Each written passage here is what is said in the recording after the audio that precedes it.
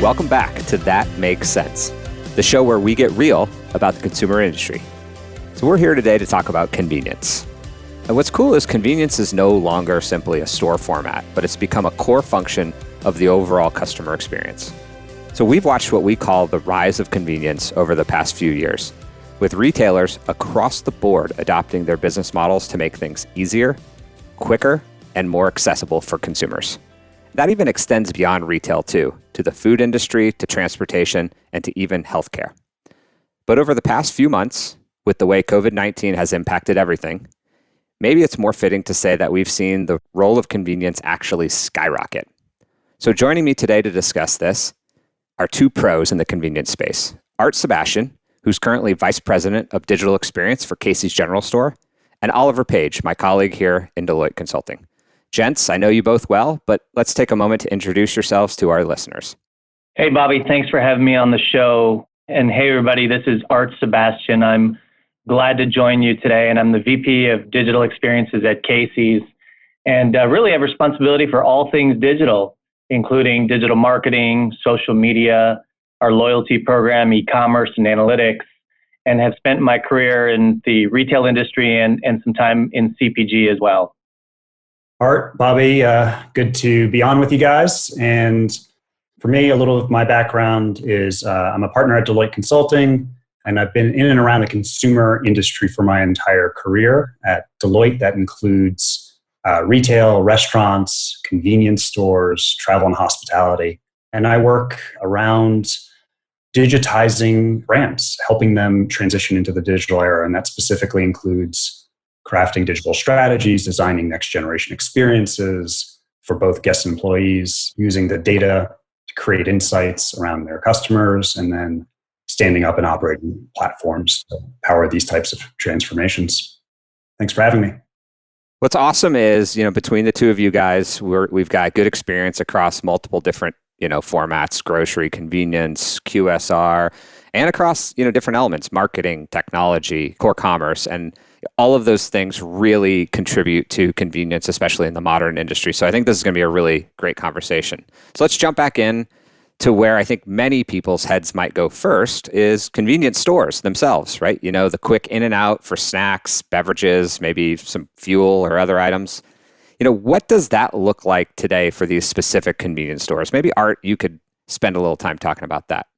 Yeah, sure. Convenience obviously is changing in the last several years. And I think most would have thought of convenience stores being convenient really because of the location, proximity to home, or it's on your route, and maybe even because they're smaller stores where products are easier to find and it's even easier to park outside. But a lot has changed, and what we've all seen is convenience stores really trying to cover more need states for consumers. And so what I mean by that is we've seen an explosion in coffee, right? And better quality coffee at convenience stores. We've seen convenience stores really get into broader grocery assortment. And then the most recent trend as of the last couple of years is this big push into prepared and hot foods. And so convenience has really shifted beyond just location. And I think it's really about meeting more of consumers' needs these days. Yeah, I'd build on that, Art, with the need states also transcending the physical store and touching all these other parts of the journey, right? So you used to have to always go into the store, and now you can pick up at the curb, you can do a drive-through, you can, have it delivered. So those need states of the physical store have then kind of been wrapped with all sorts of permutations around the customer journey for different locations. Right? So do you go on-premise? Do you go off-premise? And it means so much more than just the physical format of the store. It goes into where you actually get the product. So I think it's really interesting. We're talking about the need states changing. One of the main need states that has changed very recently is, with the crisis that we're in right now from a healthcare perspective, safety has become a main need state or consideration for consumers.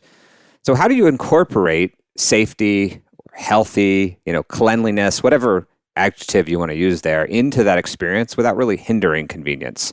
Things like contactless and cashless, and Oliver, you mentioned curbside. How are those things coming to life?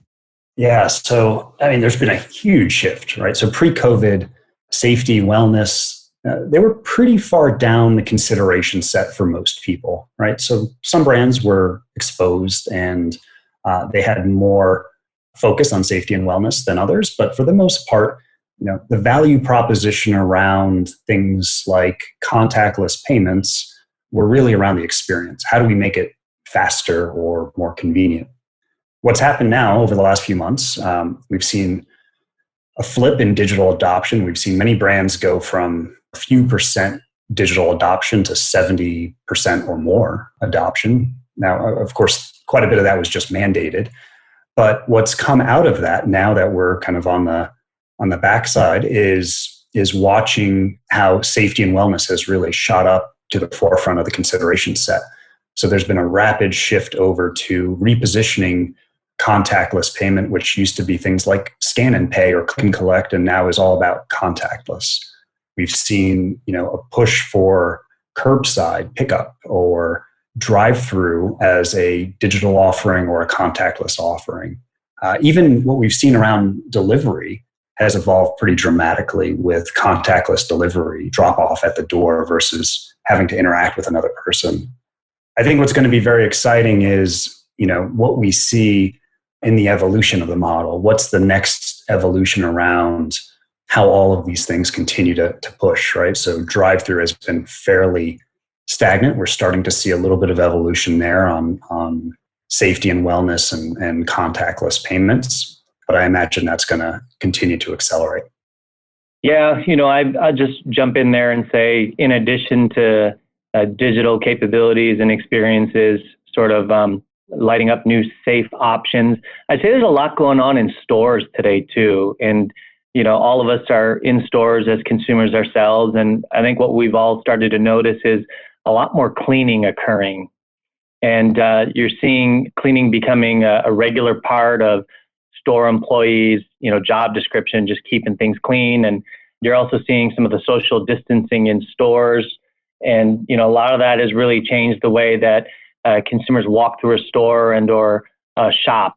And so what I've noticed or observed is a lot more quicker trips in and out, grabbing a few items, getting out as quickly as possible. And I don't know how long that'll stick around, quite frankly. But on the digital side, just to build on what Oliver has shared, is I think there's still a lot more that can be done to improve that digital experience. I think having this order ahead and pay ahead is one way to improve contactless payment and delivery. But there are other things we can do as an industry in terms of speeding up that order. So it might be for retailers and restaurants to add favorite payment or favorite address, or the ability to reorder your most recent order or your favorite order. So I think we'll see some of those enhancements come to life in the coming months. One thing that we're also seeing that you really struck a chord for me is around packaging. So the evolution of safety in the packaging and the format of the packaging. So security stripes, making sure the bag is sealed properly. So rounding out that experience and not just enabling the digital experience, but then also how do you actually have it, especially for the delivery side of the business, make sure that the packaging has appropriate confidence for the customer that hasn't been tampered with. Those are all really good points. And I think in a minute, I'd like to come back maybe to the team member or associate or store employee side of things.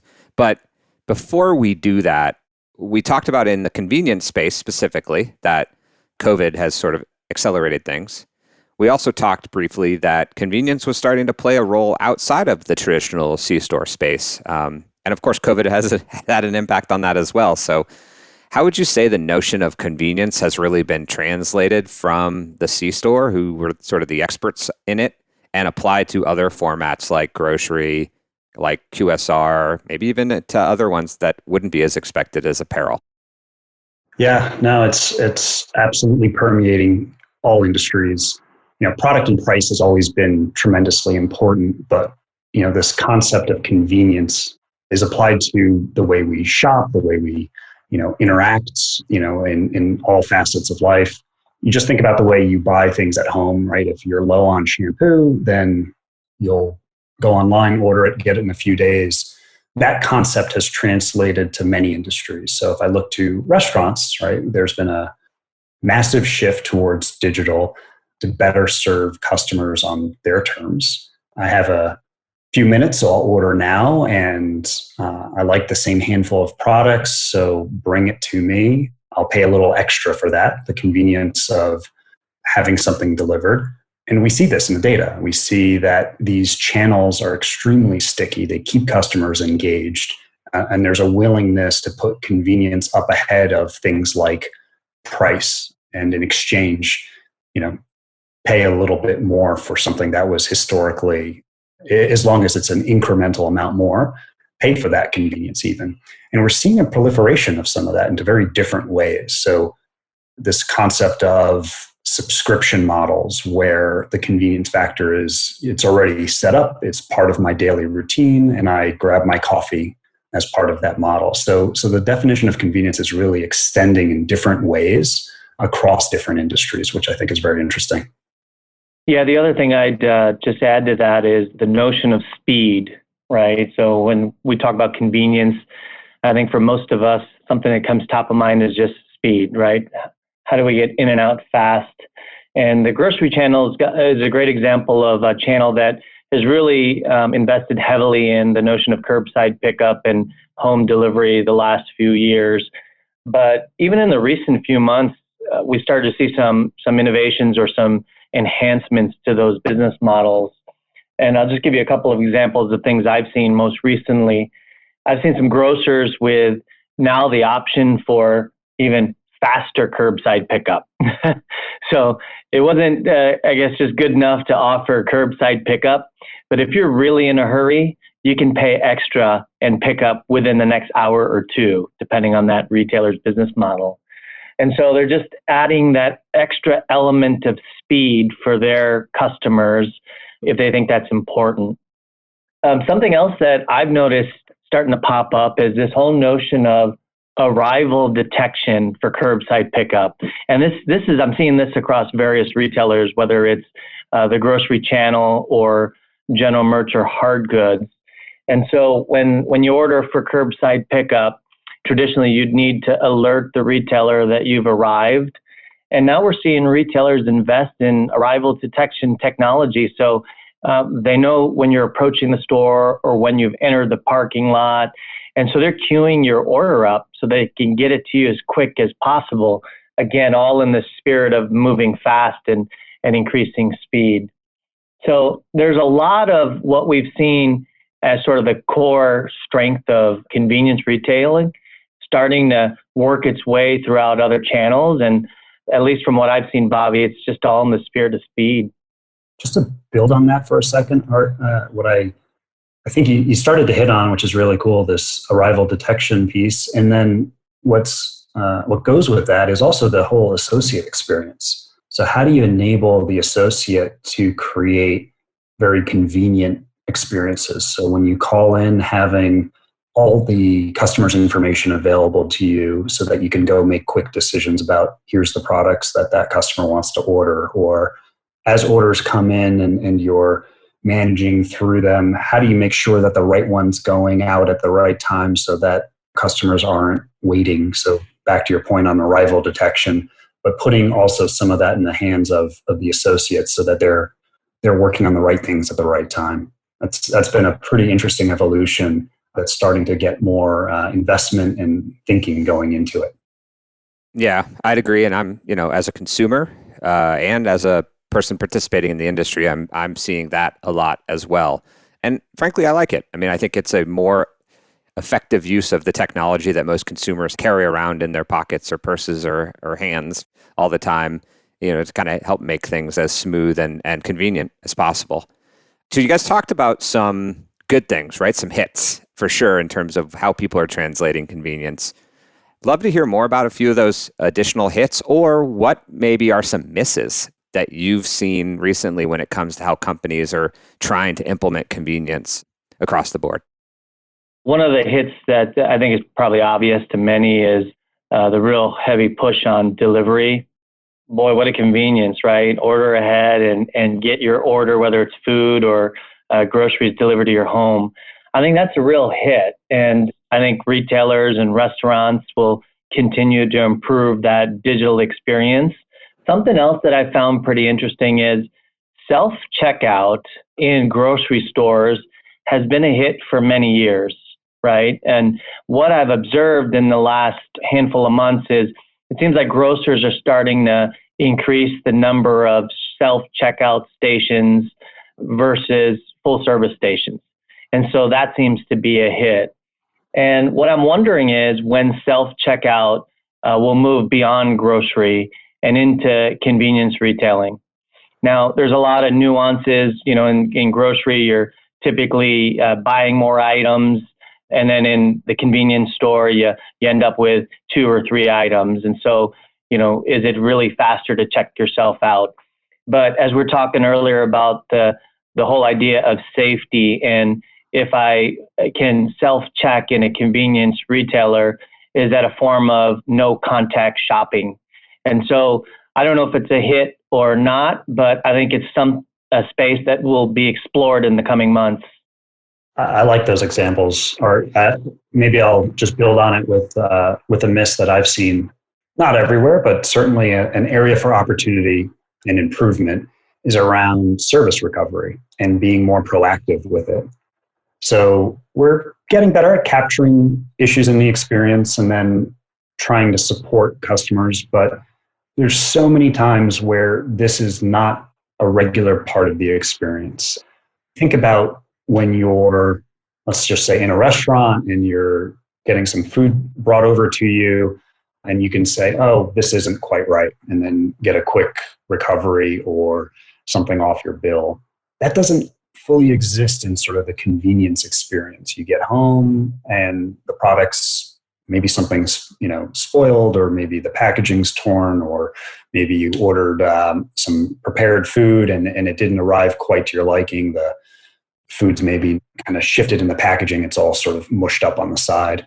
How do you actually go back and offer some sort of a service recovery model and then get more proactive about it? How do you delight the customer in the future? How do you make sure that history and knowledge is then taken into account in future experiences, so you continue to build on creating that loyalty with the brand, loyalty with the company that they've ordered from? I think there's room for growth there and opportunity that we're just in the infancy on.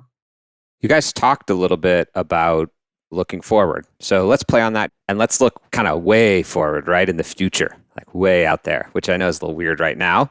Think about technology. What are a few kind of technology areas that you think could drive some major advancements here, whether we're talking drones or anything else kind of, crazy sci-fi? What are a few areas that you think are actual real possibilities to drive advancements in convenience?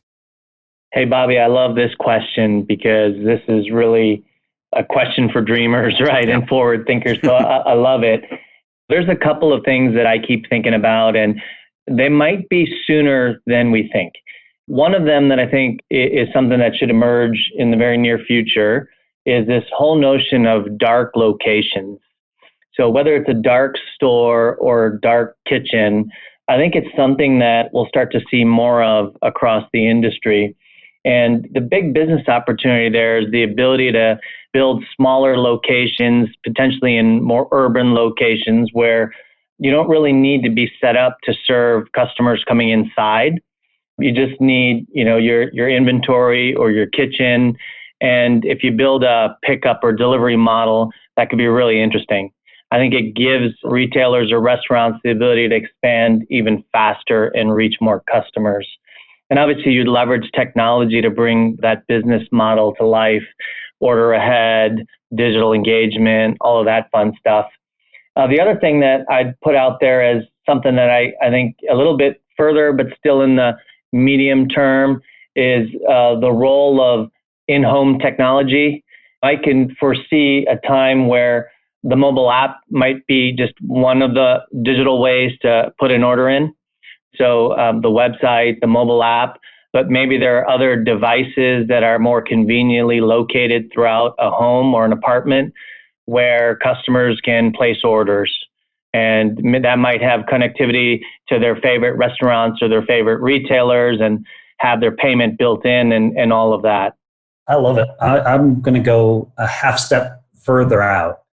And I'm imagining a world where all the investments into autonomous are starting to materialize, and this notion of how delivery evolves in a world when, price points and autonomy are driving the cost way down, and you can literally get things delivered in moments anywhere you are. I think that's going to really redefine this notion, and actually probably play to Art your thinking on these dark stores, right? You're going to need more of these locations that service an off-premise experience, something that where you never enter the store. And the way those are going to be powered is through delivery services, right? As those move towards autonomous, they're going to continue to really evolve and become more prolific than they are today. So we're delivering products that you purchase in a day or two, or delivering food in kind of a short window. And we're just starting to see convenience items move into the delivery model. And in a very near future, I imagine everything can be part of that delivery model, which will be pretty interesting. Yeah, hey, I got one more kind of thought for both of you. And today, a customer orders from a retailer or a restaurant, and we find a way to fulfill that order, whether it's curbside or delivery or buy online, pick up in store.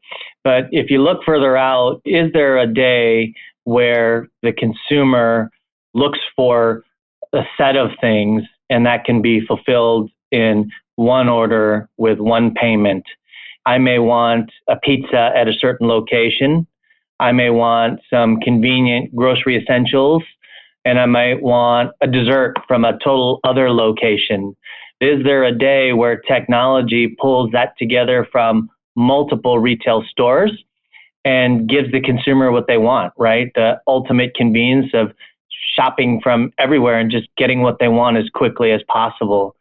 I haven't seen that business model stood up yet, but when you think about where the world is going and how companies are leveraging technology to meet needs, I think the ultimate need is that, customers desire things and they want it as quickly and as easily as possible. If we could get there soon, that would be great. I know I went for a run the other day and it was hot. And had I had a chance to stop in the middle and order a cold drink and a lawn chair and an Uber to get me home, all from one place, I probably would have stopped immediately, because I had taken on a little bit too long of a run that I really couldn't handle in my with my old legs. So I think that sounds pretty good for me, at least, to get going there on you go, there. First use case. Yeah. I don't know that scales, but hey, it's a start, right? Well, guys, this has actually been awesome. And in the spirit of convenience, let's not take too much more of our listeners' time. So just one last question. What is the one thing each of you want to leave listeners with? Kind of one big thing. Oliver, why don't you take this one first, and Art, you close us out. Sure. I think that there is so much room and potential for evolving the off-premise experience. It's becoming the new definition of convenience. But for today, it's largely taking product from a on-premise location to an off-premise location, usually your home or your office, when we used to work at offices. And I think there's so much evolution to that experience. What's the off-premise experience look like of the future? How do you create something that's more than just the product being delivered to your home, and wrap it with something more interesting? That's where I'd like to see thought and investment go. Yeah, I think that's really cool, Oliver. We covered a lot of ground in a short period of time today. We talked a lot about different ways to shop, about how technology is enabling that, and even payment solutions. My guess is that we're going to see an increase in technology and innovation across retail and QSR. But if I were to say one big thing to focus on is, how do you really unlock all of the data that's coming through the technology, through the experiences, through customers? And really that data is about knowing your customer, understanding the trend, and then starting to predict the trend, and then shifting your marketing from mass into more personalized marketing. I think the smartest companies will invest in technology potentially AI and machine learning to accelerate that. Really, I think this decade is going to be all about data to unlock more potential. Yeah, I think you're right, Art. We hit on a lot of things. And I think it's clear that convenience has risen in importance a lot in the last couple of years. But I think the points you guys just made at least indicate to me that it's going to continue. It may even accelerate and be an even more important part of consumers' everyday choices around where they get the items that they need and the items that they love. So this was awesome. That does it for today. Thanks again for listening to That Makes Sense. Sense with a C, of course. I always have to say that. Be sure to subscribe for updates or head back to listen to other episodes. And a final thank you to my guests, Art Sebastian and Oliver Page. Thanks, gentlemen. Thank you. Thanks. All right. We'll see you guys next time. Thanks a lot. You can listen on your favorite podcatcher, whether it be Apple Podcasts, Stitcher, or Spotify. Simply search for That Makes Sense. Connect with me on social media, Bobby Stevens on LinkedIn or @BobbyStevens on Twitter. This presentation contains general information only, and Deloitte is not, by means of this presentation, rendering accounting, business, financial, investment, legal, tax, or other professional advice or services. This presentation is not a substitute for such professional advice or services, nor should it be used as a basis for any decision or action that may affect your business. Before making any decision or taking any action that may affect your business, you should consult a qualified professional advisor. Deloitte shall not be responsible for any loss sustained by any person who relies on this presentation.